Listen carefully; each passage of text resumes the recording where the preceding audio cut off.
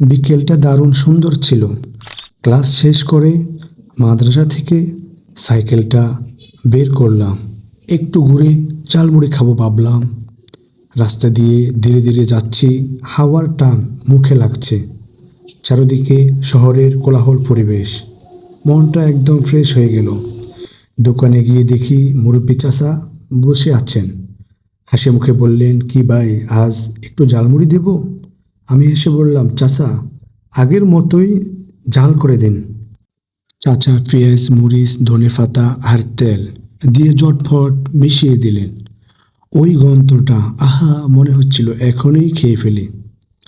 ঝালমুড়িটা হাতে নিয়ে একবার তাকালাম, একদম রঙিন মসমসে। এক চামচ মুখে দিলাম, বাহ, অসাধারণ স্বাদ।